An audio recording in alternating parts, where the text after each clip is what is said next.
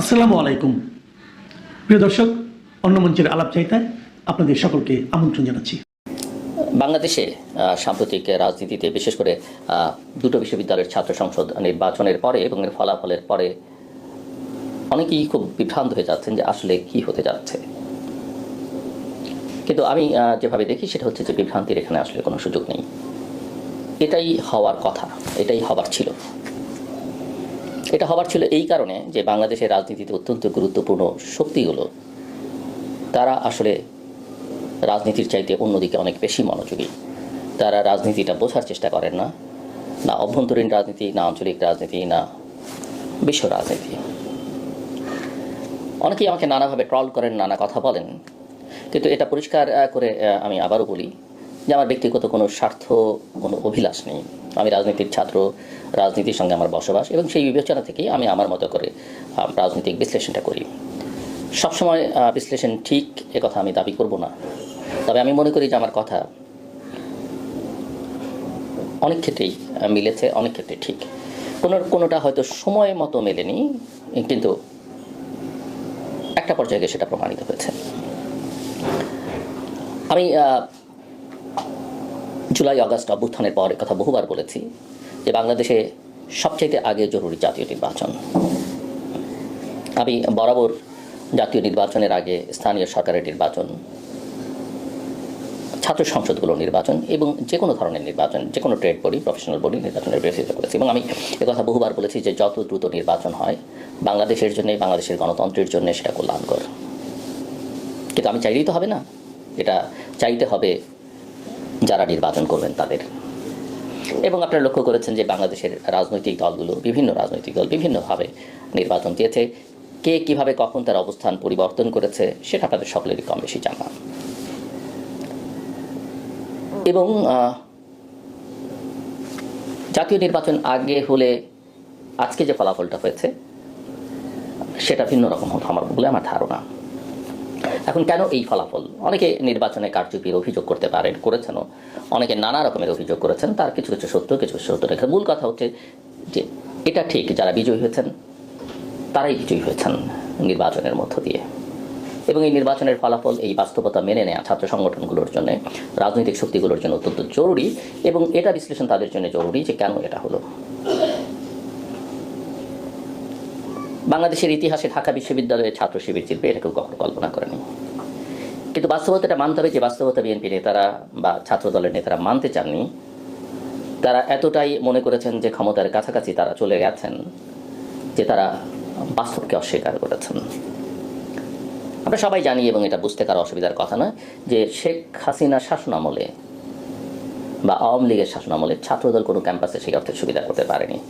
তারা ক্যাম্পাসে ছিলই না, আসলে ক্যাম্পাসের বাইরে তাদের থাকতে হয়েছে। তারপরে তো মামলা, গুম, খুন এগুলো ছিল।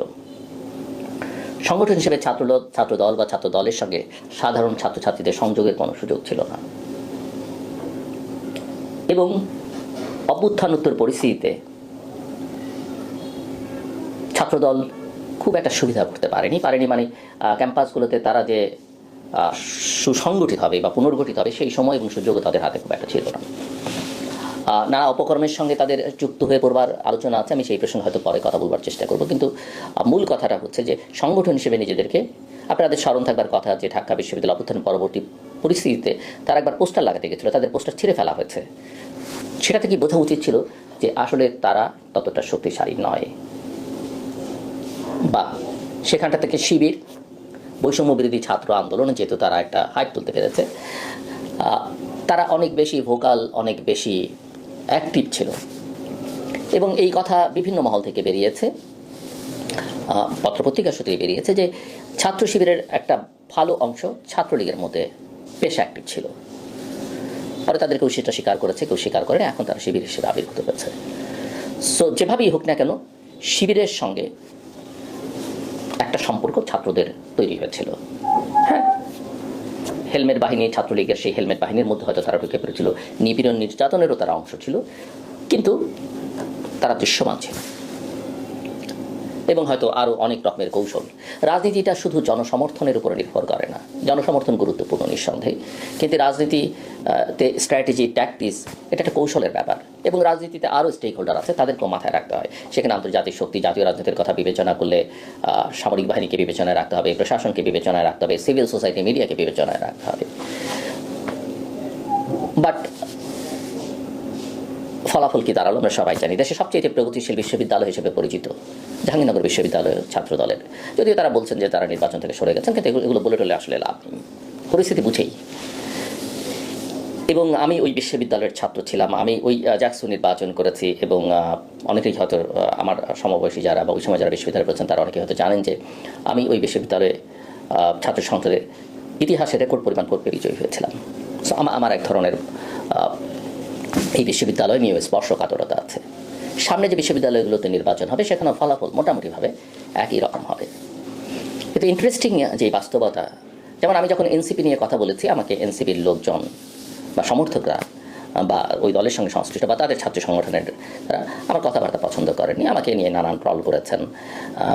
কমেন্টস বক্সে দেখলেই বুঝবেন যে সেই আওয়ামী স্টাইলে বট বাহিনী কীভাবে তারা তৈরি করেছেন। যা কেউ কেউ তো বলছে কোনো কোনো দল কোটি কোটি টাকা খরচ করে বট বাহিনী তৈরি করেছেন। তারা আমাকে কী ধরনের ভাষায়, নোংরা ভাষায় কথাবার্তা বলেছেন। যারা অবশ্য নোংরা ভাষায় কথাবার্তা বলেছেন, আমি এর বা আগে বোধহয় এক দুবার অনুরোধ করেছি যে তারা দয়া করে তাদের পিতামাতাকে একটু দেখাবেন যে তারা কী ধরনের ভাষা প্রয়োগ করেন। আমি অবশ্যই এগুলো নিয়ে খুব মাইন্ড করি না, কারণ আমি জানি যে এগুলো যারা করেন এগুলোর ফলাফল বা আলটিমেট ফলাফল এর প্রভাব প্রতিক্রিয়া তাদের উপরে এক সময় না এক সময় প্রাকৃতিকভাবেই পড়বে। এটা নিয়ে আমি খুব একটা চিন্তিত নই। কিন্তু যে কথা আমি বলতে চাইছিলাম যে এনসিপি আসলে, হ্যাঁ আমি এনসিপি সমালোচনা করেছি, বৈষম্যবিরোধী ছাত্র আন্দোলনের সমালোচনা করেছি, এই অর্থে আমি তাদের অবদানকে স্বীকার করেছি অভ্যুত্থানে। কিন্তু অভ্যুত্থানের পরিস্থিতি, তারা যেভাবে সরকারের অংশ হয়েছে, তারা যেসব বয়ান হাজির করবার চেষ্টা করেছে, তাদের যে বডি ল্যাঙ্গুয়েজ, তাদের কর্মকাণ্ড, সেগুলোর আমি সমালোচনা করেছি। এগুলো খুব আনন্দের সঙ্গে করেছি এমনটা বলা যাবে না। এবং একই সঙ্গে আমি বলেছি বিভিন্ন সময় যে তাদেরকে যারা ব্যবহার করছে সরকারের ভেতরে এবং বাইরে থেকে, কোনো কোনো রাজনৈতিক দলও তাদেরকে ব্যবহার করছে, আপনাদের স্মরণ থাকবার কথা। এবং এটা আজকে স্পষ্ট, অনেকেই বুঝতে পারেন যে ডাকসু এবং জাকসু ইলেকশনের পর, আমি আগেও বলেছি, কথাটা আবার স্ট্যাবলিশড হলো যে NCP is a lost case. এবং আমি তো বলবো যে তাদের এনসিপির যারা মিত্র হিসেবে এতদিন পরিচিত ছিলেন বা এনসিপি যাদেরকে মিত্র ভাবতেন, তারা এনসিপিকে ব্যবহার করে ছুঁড়ে ফেলে দিয়েছে। যদিও এনসিপি প্রধান নাহিদ ইসলাম বলেছেন যে উপদেষ্টা পরিষদ মাহফুজ আসিফকে ব্যবহার করে ছুঁড়ে ফেলে দিয়েছে। আমি গোটা এনসিপির কথাই বলবো, শুধু সরকার নয়, এমনকি তাদের মিত্র রাজনৈতিক শক্তিগুলো, অবশ্যই এই শক্তি বিএনপি নয়, অন্যরা তাদের ছুঁড়ে ফেলে দিয়েছে। বিএনপিকে তারা আগেই মাইনাস করবার চেষ্টা করেছে তাদের কথাবার্তায়। একদিকে ফ্যাসিবাদ গেছে, আওয়ামী লীগ গেছে, বিএনপিও আরেক ফ্যাসিবাদ হবে, তাকে জায়গা দেওয়া যাবে না। যদিও বিএনপির সঙ্গে তাদের এক ধরনের যোগাযোগ তারা করবার চেষ্টা করছে, আসন ভাগাভাগি, সেগুলো নিয়ে আমি অতীত অনেক কথা বলেছি, আজকে বলতে চাই না। But NCP is a lost case. এখন প্রশ্ন হলো যে বিএনপি বা ছাত্রদল এটা কেন করলো, এই নির্বাচনগুলোকে কেন? আমি অনেক নেতার সঙ্গে কথা বলেছি। বিএনপি র্যাঙ্ক অ্যান্ড ফাইলে এমন কোনো পর্যায়ে নেই যাদেরকে আমি বলেছিলাম যে আপনারা স্টিক করেন জাতীয় সংসদ নির্বাচন আগে, তারা শোনেননি। ছাত্র সংসদ নির্বাচন নিয়ে যখন কথা হচ্ছে, এমনকি কোনো কোনো বিশ্ববিদ্যালয়ের উপাচার্যকেও যারা আমার অনুজ প্রতিম, তাদেরকে আমি বলেছি যে নির্বাচনটা এখন আসলে না করাই দেশের জন্য কল্যাণকর হবে। আমি নির্বাচনের পক্ষে, আমি ফেয়ার ইলেকশনের পক্ষে, এবং ফেয়ার ইলেকশনে যে কেউ জিতুক, এনসিপি, জামাত, ইসলামী আন্দোলন, বিএনপি, আওয়ামী লীগ, আমার কোনো প্রবলেম নেই। কিন্তু আমি মনে করি সবাইকে নির্বাচন করতে সুযোগ দেওয়া উচিত এবং ভোটাররা যেন ফ্রিলি ভোট দিতে পারে সেটা নিশ্চিত করা দরকার। বাট বিএনপির এমন একটা ভাব আমি বিএনপির নেতাদের দেখেছি যে তারা জিতবেই। এমনকি অতীতে যারা ডাকসু ইলেকশন করেছেন, ছাত্র দলের হয়ে জিতেছেন, তারাও এমনটা ভাব করেছেন যে তারা নির্বাচনের পক্ষে, তারা তো জিতবেনই। কিন্তু বোঝা গেছে যে তাদের আসলে কোনো স্থান নেই, কারণ এটা হচ্ছে পলিটিক্স না বোঝার দুর্বলতা। আমি কি খুব বেশি বুঝি না, আমি বুঝি, কিছুটা বুঝি বলতে ধরেন শেখ হাসিনার আমলে শেষের 2-3 বছর যেহেতু আমি অনেক সাফার করেছি এবং আমাকে নানা কারণে ওপেন হতে হয়েছে, এবং যেহেতু দেখেছি যে আমি আমার যেটা বলা উচিত সেটা না বলেও আমি নিজেকে রক্ষা করতে পারছি না, আমি ওয়াজ ওপেন। আমি লিখেছি, আমি তৃতীয় মাত্রায় যতটা সম্ভব অন্য যে কারো চেয়ে সাহসী ভূমিকা রাখার চেষ্টা করেছি। আমি আমার ব্লগে কথা বলেছি, আমি যত ফরেন ডেলিগেটস বাংলাদেশের যারা আমার সঙ্গে কথা বলতে চাইছে বা মিশনগুলো, তাদের সঙ্গে কথা বলেছি, যে কোনো মহল থেকে আমার সঙ্গে কথা বলতে চাচ্ছে, আমি একই সুরে কথা বলেছি, বহু লোক সাক্ষী আছেন। এই সময়টাতে বাংলাদেশ জাতীয়তাবাদী দলের নেতারা আমার সঙ্গে যারা কথা বলেছেন সকল পর্যায়ে, অত্যন্ত গুরুত্বপূর্ণ। আমার কাছে মনে হচ্ছে যে তারা এক ধরনের সবসময় তারা বলতেন যে হ্যাঁ আমরা এটা করে ফেলবো ওটা করে ফেলবো, এই সরকার এখন হবে এটা হবে, তারা আসলে শেষ পর্যন্ত কিছু করতে পারেনি। কিন্তু সারা দেশে তাদের সমর্থক গোষ্ঠী আছে, বড় জনসমর্থন ছিল, তারাই সবচেয়ে বেশি সাফার করতে পারে। আমি তাদেরকে যতগুলো বিভিন্ন মহল থেকে, যেহেতু আমি বিভিন্ন জায়গার সঙ্গে যতখানি কানেক্টেড, যারা যে পরামর্শ দিয়েছেন তাদের কাছে সেটা পৌঁছাবার চেষ্টা করেছে, তারা কখনো কোনো অ্যাকশন নেননি। এমনকি শেখ হাসিনার বিদায়ের আগেও আমি যতটা নিশ্চিত করে বলেছি তাদেরকে যে আপনারা পারেন না পারেন, আপনারা করেন না করেন, ওনাকে এই পর্যায়ে যেতে হবে এবং যে কোনোভাবেই যাবেন। আপনারা যদি রাইট পলিটিক্সটা করতে পারেন ফলাফল আপনাদের ঘরে যাবে, কিন্তু আপনারা যদি না করতে পারেন ক্রেডিট আপনাদের ঘরে যাবে না, বাট ওনাকে যেতে হবে। বিএনপি এটা খুব আমলে নেয়নি এবং যে কারণে লক্ষ্য করবেন এই অভ্যুত্থানেও তাদের এত পার্টিসিপেশন থাকবার পরে, তাদের এত স্যাক্রিফাইস থাকবার পরে একক দল হিসেবে তাদেরই সবচেয়ে নেতাকর্মী বেশি মারা গেছে, কিন্তু এই আন্দোলনের ক্রেডিট তারা নিতে পারেননি। এবং এই যে ধরেন অভ্যুত্থানোত্তর পরিস্থিতিতে আমি বহুবার, অন্য কাউকে সাক্ষী মানবার দরকার নেই, আপনারা যারা নিয়মিত আমার কথা শোনেন, আমি বারবার বলেছি যে নির্বাচন যত বিলম্ব হবে বিএনপি তত লুজ করবে। আপনি লক্ষ্য করে দেখেন ফলাফল কি হতে যাচ্ছে, কি হচ্ছে। আমি ডিসেম্বরের মধ্যে স্ট্রিক করবার কথা বলেছিলাম এবং ডিসেম্বরের মধ্যে ইলেকশন না হলে নির্বাচন হবে কিনা সেটা নিয়ে আমি প্রশ্ন তুলেছিলাম এবং আমি কথা বহুবার বলেছি যে এই সরকারের অধীনে আসলে বাংলাদেশের নির্বাচন আমি দেখি না, আর যদি সে কোনো নির্বাচন হয়ও সেই নির্বাচন হবে না এবং সেই নির্বাচন বাংলাদেশের সংকটকে আরও বাড়িয়ে তুলবে। এবং আমি মোটামুটিভাবে যা দেখি রাষ্ট্রবিজ্ঞানের একজন ছাত্র হিসেবে, রাজনীতির একজন ছাত্র হিসেবে এবং দেশি বিদেশি রাজনীতির সঙ্গে নিয়মিত সম্পর্কিত থাকবার কারণ আমি দেখি যে বাংলাদেশ আসলে সেদিকেই যাচ্ছে। আমি আসলে ফেব্রুয়ারিতে এই সরকারের অধীনে কোনো ভালো নির্বাচনই দেখি না আসলে।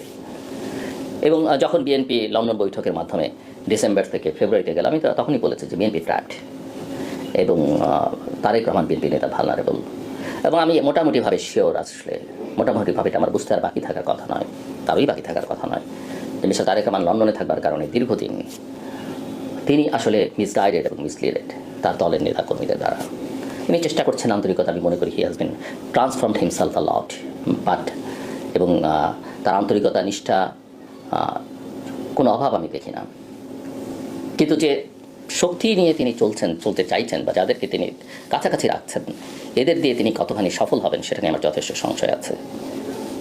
একদম তার ব্যক্তিগত লোকজন, যারা স্টাফ, তাদের থেকে শুরু করে তার দল, তার নির্বাহী স্ট্যান্ডিং কমিটি, তার কেন্দ্রীয় কমিটি থেকে শুরু করে আমার এটা ধারণা বিএনপি ইতিমধ্যেই তার ইমেজ যথেষ্ট ক্ষতিগ্রস্ত করেছে।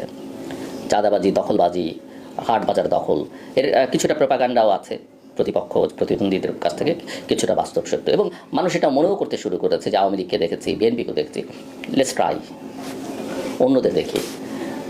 এবং এটাই হচ্ছে সবচেয়ে বিপদের জায়গা, যেটা বিএনপি নেতৃত্ব আসলে বুঝতে পারছেন না। বিছানায় শুয়ে থাকা নেতৃবৃন্দ এখনও স্ট্যান্ডিং কমিটিতে, এদের দিয়ে কী হবে আমি জানি না। এবং আপনার ব্যক্তিগত কর্মকর্তারা যখন রাজনৈতিক ক্ষেত্রে প্রভাবশালী হয়ে যায়, তখন সেই রাজনীতিও আসলে বিপদগ্রস্ত, ক্ষতিগ্রস্ত হয়। এবং আন্তর্জাতিকভাবেও বিএনপির সংযোগ সম্পর্ক আমি খুব একটা দেখি না, খুব যে ভালো কিছু তারা করতে পারছেন। এবং অনেক ক্ষেত্রেই আমার মনে হয় যে মিস্টার তারেক রহমানকে নেতৃবৃন্দ অন্যান্য সবসময় একটা রোজই পিকচার দেখিয়েছেন এবং পিকচারটা যে আসলে রোজই নয়, গ্রাউন্ড রিয়ালিটিতে কী সেটা তাকে তারা বোঝাননি, কমিউনিকেট করেননি। করলে হয়তো তিনি তার স্ট্র্যাটেজিটা নতুনভাবে করতে পারতেন। বিএনপি চেয়ারপারসন বাংলাদেশের রাজনীতিতে সবচেয়ে প্রভাবশালী, সম্ভবত সবচেয়ে শ্রদ্ধাভাজন মানুষ, কিন্তু এটাও মানতে হবে যে তিনি শারীরিকভাবে খুব একটা সক্ষম নয়। আমি একথা বহুবার বলেছি যে তিনি হচ্ছে একটা প্রতীক এবং তাকে বিএনপির আসলে ব্যবহার করা উচিত। কিন্তু এটা বোঝা যাচ্ছে যে তিনি আসলে খুব বেশি কথাবার্তা বলতে পারছেন না হয়তো। এবং সেই রিয়ালিটি মেনে এটা মানতে হবে যে দল, ব্যক্তি সব কিছুর ঊর্ধ্বে কিন্তু মানুষ, 18 কোটি মানুষ বা 20 কোটি মানুষ এই দেশের, তাদের জীবন ভাগ্য যখন রাজনীতিকদের উপরে নির্ভর করে, রাজনীতিতে সঠিক সময় সঠিক সিদ্ধান্ত না নিতে পারলে তার খেসারত কিন্তু শুধু ব্যক্তি বা দলদের না, নেতাদের না, গোটা দেশের মানুষকে দিতে হয়। সো বিএনপি যতটা মনে করছে যে তাদের হাতে সব কিছু, তাদের হাতে আসলে সব কিছু নেই। এবার আসেন আওয়ামী লীগের কথা বলি। আমার যেহেতু কোনো দলের সঙ্গে সম্পর্ক নেই, কোনো দলের প্রতি, আওয়ামী লীগে একই 15 বছর ক্ষমতায় থেকে দলটা শেষ হয়ে গেছে। কারণ শেখ হাসিনা নির্ভর করেছিলেন প্রশাসনের উপরে, সামরিক বাহিনীর উপরে, পুলিশের উপরে, তিনি দলটাকে করেননি। আমার বেশ কয়েকবার, আপনারা কেউ জানেন, বিভিন্ন সময় আমি নিজেও বলেছি যে উনি আমাকে পছন্দ করতেন না, কিন্তু কোনো কারণে হয়তো মনে করতেন আমি যখনই যোগাযোগ কথা বলতে চেয়েছি বা ওনার যখন দরকার হচ্ছে রেখেছে আমি গিয়েছি। যথেষ্ট নির্যাতনের শিকার হয়েছে ওনার সময়। আবার আমি ওনাকে চ্যালেঞ্জও করেছি সাংবাদিক হিসেবে, যেটা আমার করা দরকার প্রথা প্রতিষ্ঠানকে চ্যালেঞ্জ করার। উনি আমাকে কখনই পছন্দ করতেন না, কিন্তু হয়তো একেবারে শেষ করে দেননি এই কারণে যে যেহেতু রাজনৈতিক পরিবারের একজন মানুষ তিনি হয়তো বুঝেছিলেন যে ন্যায় কথাটা বলছি আমি, ভবিষ্যতেও বলবো।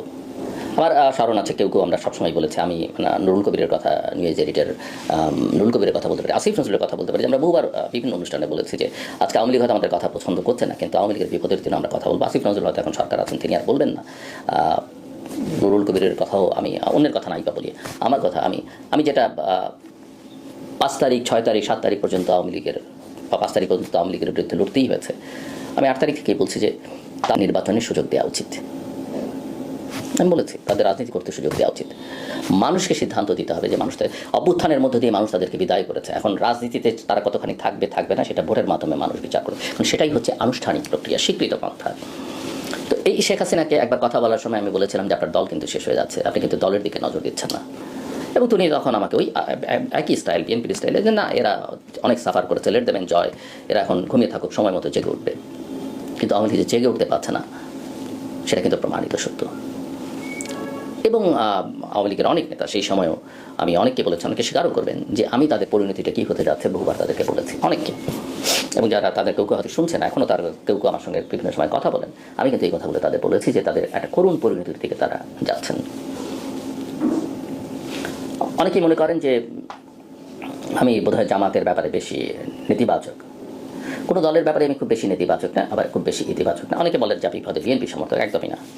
বিএনপির কথা আমি বিভিন্ন সময় এই কারণে বলেছি যে পরিবর্তিত পরিস্থিতিতে একটা বড় দল হিসেবে এবং মধ্যপন্থা রাজনীতি হিসেবে গণতন্ত্রের জন্য বিএনপি হচ্ছে এখন সম্ভাবনা। তারা সেটা কাজে লাগাতে পারবে কিনা, ডেলিভার করতে পারবে কিনা, দ্যাটস আপ টু দেম। কিন্তু সেটা তারা পারছেন বলে মনে হয় না। আওয়ামী লীগের কথা তো আমি বললামই, আওয়ামী লীগের কথা শোনেনি। জামায়াত ইসলামী যারা মনে করেন হ্যাঁ আমি লজিক্যাল একই সঙ্গে ইডিওলজিটাও চর্চা করবার চেষ্টা করি। আদর্শটা কি, আমি মধ্যপন্থার উদার গণতান্ত্রিক রাজনীতিতে বিশ্বাস করি। সো জামাতের রাজনীতি আমার রাজনীতি নয়, আমি রাজনৈতিক দল করি না, আমি আমার রাজনৈতিক বিশ্বাসের কথা বলছি। আমি একসময় বামপন্থার রাজনীতির সঙ্গে যুক্ত ছিলাম, আমি আমার ছাত্র জীবনেই সেই রাজনীতি ছেড়ে দিয়েছি। আমার কথা মনে হচ্ছে ওটাও আমার রাজনীতি নয়, এবং রাজনৈতিক দল করা আমার কাজ নয়, that's not my cup of tea. কিন্তু জামাতকে যখন অন্যায়ভাবে নিষিদ্ধ করা হয়েছে বা জামাতের নেতাদের কর্মীদের উপরে অন্যায় আচরণ করা হচ্ছে, আমি কিন্তু সব জায়গায় তার বিরোধিতা করেছি, প্রচুর সাক্ষী আছে। এবং জামাতের যে সবচেয়ে গুরুত্বপূর্ণ এক সময়কার নেতারা, যাদের অনেকেই মৃত্যুদণ্ডে দণ্ডিত হয়েছেন, আমার সঙ্গে তাদের সম্পর্ক ছিল। তাদের কেউ আমার অনুষ্ঠানে এসেছেন, তারা আমার পারিবারিক অনুষ্ঠানে এসেছেন। আবার যদিও